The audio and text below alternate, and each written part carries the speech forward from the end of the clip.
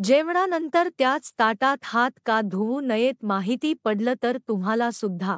मित्रांनो, आपल्या भारतीय संस्कृतीत जेवण ही केवळ भूक भागवण्याची गोष्ट नाही, तर ती एक पवित्र क्रिया आहे, एक धार्मिक आणि आध्यात्मिक साधना आहे. प्रत्येक घास हा देवाला अर्पण करून त्याचे आभार मानून खाल्ला पाहिजे, अशी आपली परंपरा आहे. म्हणूनच पूर्वीपासून आजपर्यंत आपल्या संस्कृतीत जेवणाच्या आधी आणि नंतर काही नियम पाळले जातात. त्यापैकीच एक महत्त्वाचा नियम म्हणजे जेवणानंतर ताटात हात धुवू नयेत. अनेकांना हा प्रश्न पडतो की हे का सांगितले जाते, यामागे नेमकं रहस्य काय आहे आणि याचा अर्थ केवळ शिष्टाचारापुरता आहे की त्यामागे काही गूढ आध्यात्मिक कारणही आहे.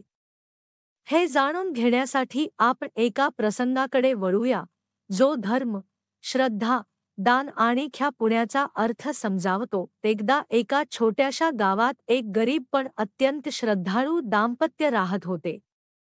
त्यांचे घर अगदी झोपडीसारखे होते, पण त्या घरात प्रेम, समाधान आणि देवभक्ती ओतप्रोत भरलेली होती. रोज ते दोघं मेहनत करून थोडंफार अन्न मिळवत आणि त्यात समाधान मानत. एके दिवशी संध्याकाळी त्यांची पत्नी थोडं भात, डाळ, थोडीशी भाजी आणि 2 पोळ्या बनवून ताट सजवते. नवरा बसतो, देवाचं स्मरण करतो आणि पहिला घास तोंडात घालणार एवढ्यात दारात एक संतपुरुष येतात. अंगावर फाटकी वस्त्र, डोळ्यात करुणा, पण चेहऱ्यावर तेज.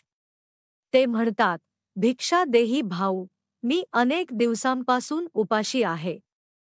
तो गरीब मनुष्य क्षणभर थांबतो, पण नंतर स्मितहास्य करत म्हणतो, महात्माजी, हे माझं भाग्य आहे की आपण माझ्या घरी आलात. आपल्या चॅनलला सबस्क्राईब कर आणि लिही श्री स्वामी समर्थ. आज चांगली बातमी मिळेल. कृपया या, बसा.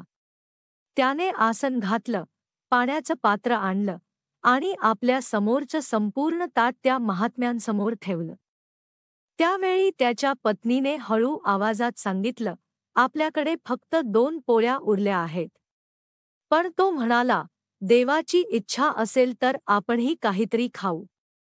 संतांनी तृप्त होईपर्यंत जेवलं आणि शेवटी म्हणाले, मला पुरे झालं. त्यांनी निघताना त्यांना आशीर्वाद दिला, तुमचं घर देवाच्या कृपेने सदैव भरभराटीचं राहो. आता घरात उरलं होतं एकच पोळी आणि थोडं अन्न. त्या दोघांनी ते अर्ध वाटून घेतलं आणि समाधानीपणे जेवले.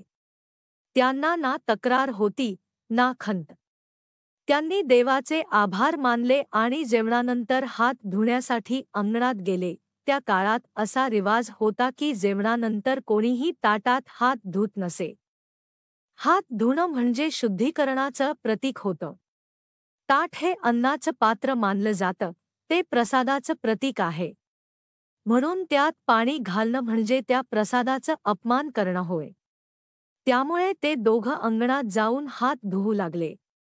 त्यावेळी त्यांच्या हातांवरून पाणी ओघळलं आणि जवळ बसलेल्या एका मुंगुसाच्या शेपटीवर पडलं. अचानक त्याची शेपटी चमकायला लागली, सोनेरी रंगाने उजळली. मुंगूस चकित झाला.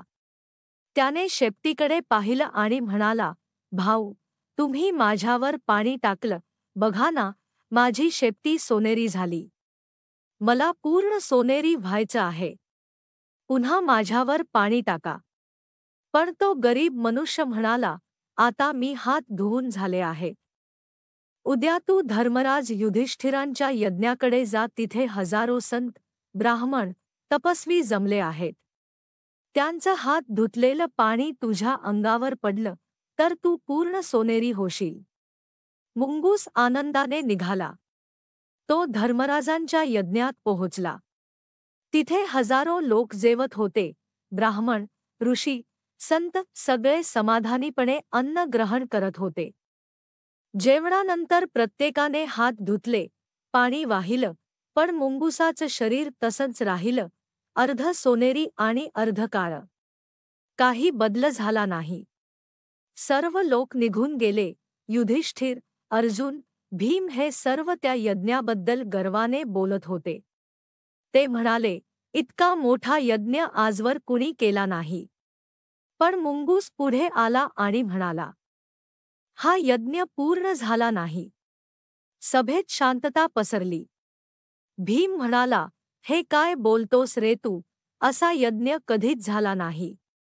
मुंगूस म्हणाला, महाराज, मी त्या गरीब माणसाच्या घरी गेलो होतो. त्याने आपल्या घरातलं सर्वस्व एका भुकेल्या महात्म्याला अर्पण केलं. त्याचं पाणी माझ्या शरीरावर पडलं आणि माझं अर्ध शरीर सोनेरी झालं.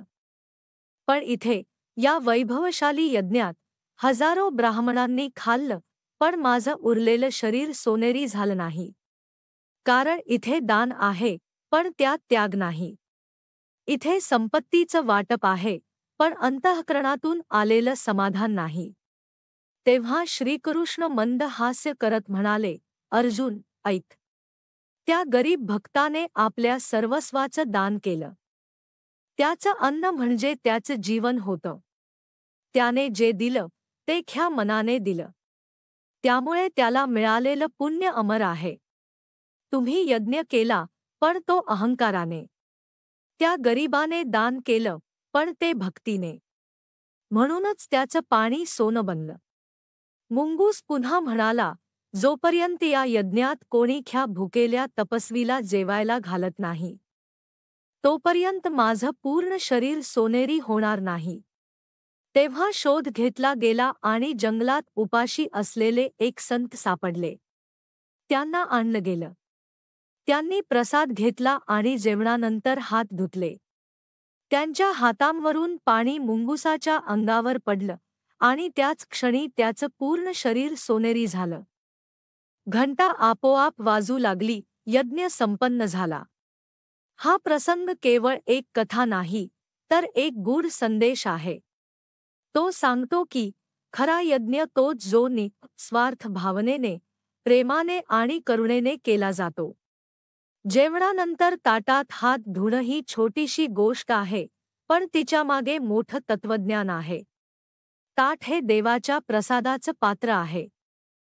त्यात हात धुणं म्हणजे त्या अन्नाचा, त्या प्रसादाचा अपमान होतो. म्हणून पूर्वीच्या काळात लोक अंगणात, पाण्याच्या ठिकाणी, झाडाखाली किंवा विहिरीजवळ हात धुत जेवण ही पूजा आहे. आपण देवाला भोग लावतो आणि नंतर प्रसाद घेतो. प्रत्येक दाणा हा देवाच्या कृपेचं प्रतीक असतो. त्या प्रसादात आपली नम्रता, आपली कृतज्ञता आणि आपली श्रद्धा दिसायला हवी. जेव्हा आपण ताटात हात धुतो, तेव्हा आपण त्या प्रसादाचा अपमान करतो.